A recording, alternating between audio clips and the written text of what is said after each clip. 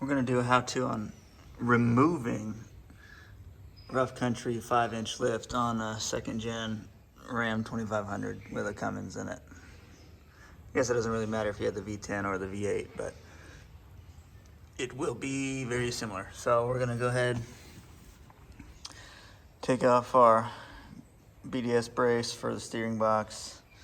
Third gen steering, we're still having trouble with getting it because of the reaming is not correct. So we have problems there, but we'll get to that. This truck needs to be lower because it's throwing off the angles anyway for the steering with the drop pitman arm. So 15 millimeter for the bolts to get the sway bar off.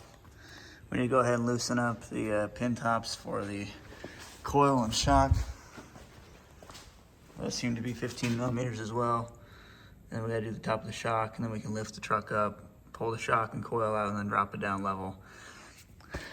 Preliminary measurement right here was like 46.5 inches to the top of the underside of the wheel well opening. This is, where is it? Here it is, a 315/75 R16. This has a weird offset so you can run the third gen style steering without having to cut the top of the tie rod end off.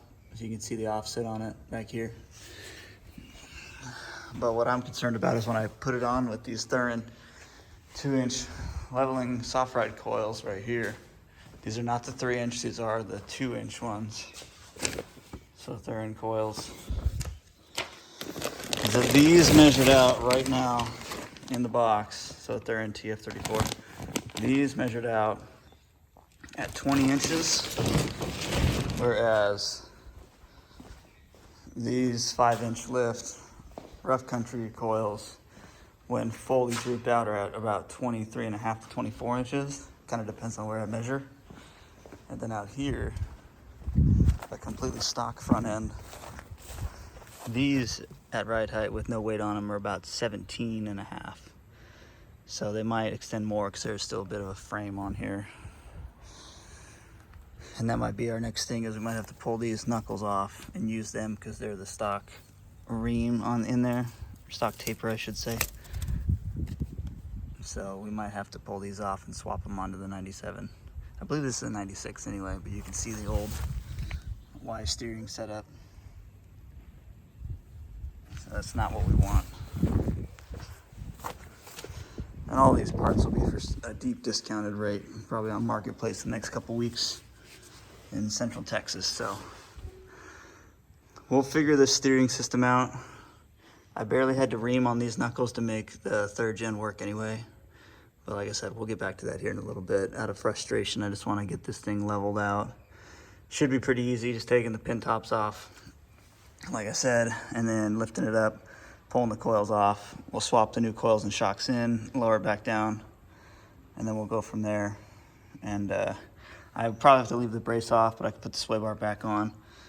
And then I'll work on the steering box and pitman arm here for steering. Okay, so we got the rough country lift out. It was easy enough to loosen the bracket down here for the brake line, otherwise it was pulling it pretty hard. And that's a 13 millimeter bolt. And then just make sure all your top is loose right here. You're gonna get little grade 8 bolts that come out on top of the coil pad. And that thing is tight, but if you just undo the shock and break it loose from the bottom, you can just clean pull it out the top on both sides. You do have to take the pin top off, but that's okay. And then what you do is you just grab the coil and you just slowly break it out. And all you do is just pull it out right here between the tire and the top of the axle right here where the sway bar ties in, and you can just pull the whole thing out. Now, like I said, the rough country coil is about 23.5 inches tall for that 5-inch lift. This Thurin coil, the 2-inch soft ride right here, TF34, is about 20 inches. And like I said earlier, the stock coil is about 18 or so.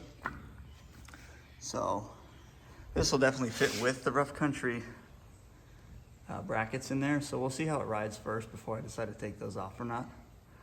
But the track bar is not gonna have to be adjusted again, but that's okay.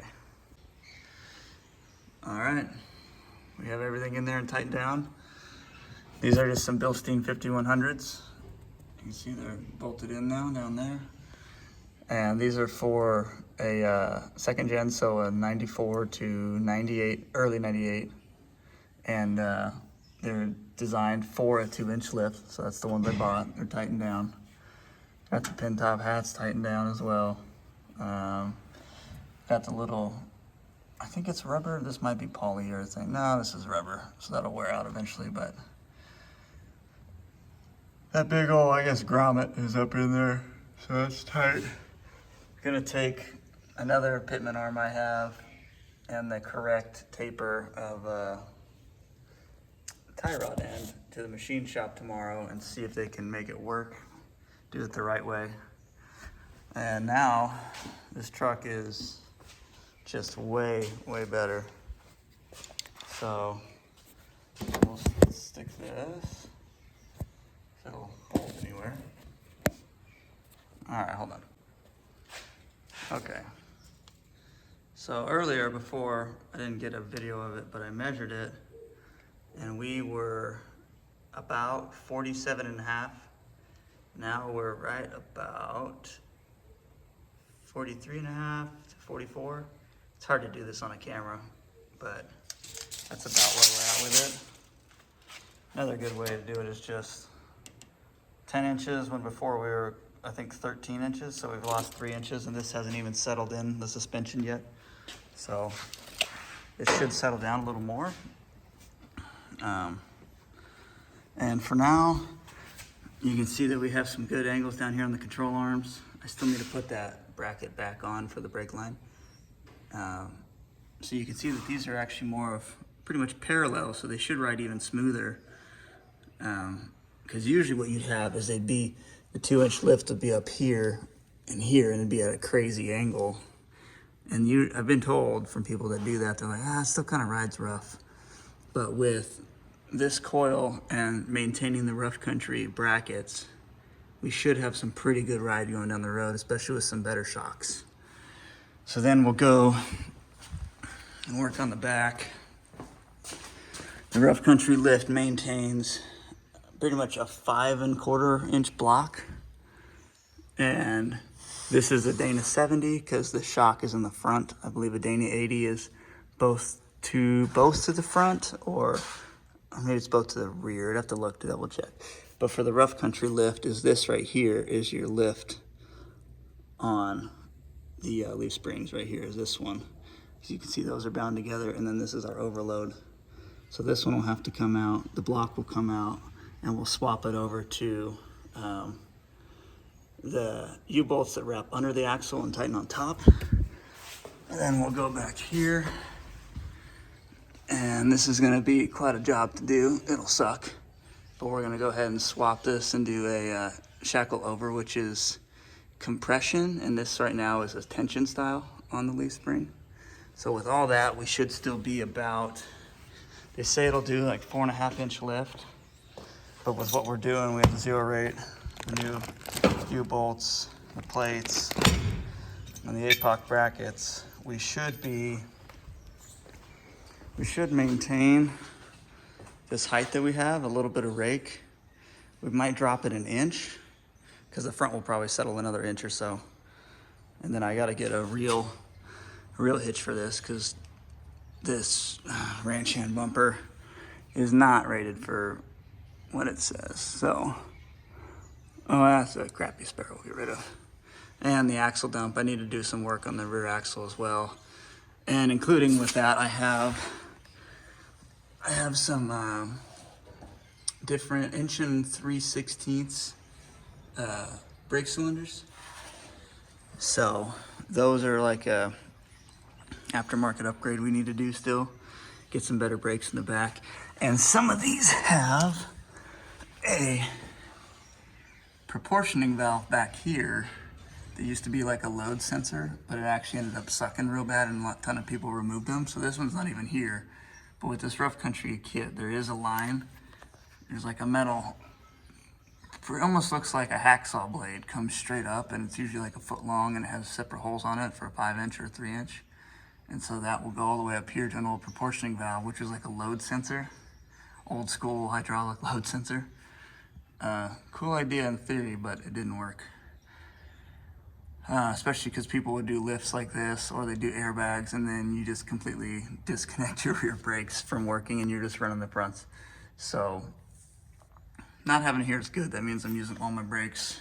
However, these look to be original.